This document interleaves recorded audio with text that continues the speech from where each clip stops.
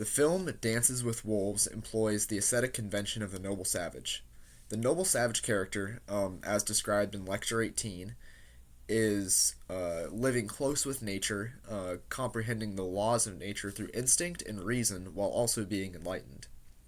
One scene in the film where the aesthetic convention of the noble savage is apparent is the scene where Lieutenant Dunbar has his first meeting with Kicking Bird and Wind in his hair. The characters and their dialogue are the most important formal elements to examine in this scene. Lieutenant Dunbar is portrayed as kind of like silly and goofy as he makes a fool of himself trying to imitate a bison, and even like when he starts like doing that, grinding his coffee. While Kicking Bird and Wind in his hair are portrayed as like more serious and wise characters. Lieutenant Dunbar even describes Kicking Bird as the quiet one who is patient and inquisitive and eager to communicate during his internal monologue during the scene.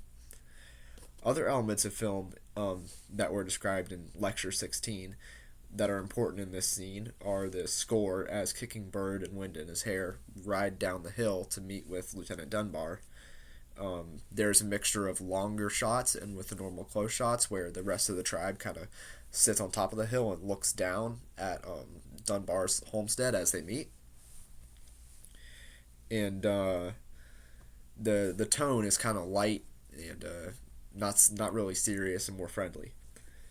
This scene has a connection to colonialism through the concept of a civilizing force, like Lieutenant Dunbar civilizing the natives through the English language and introduction to technology, like a coffee grinder.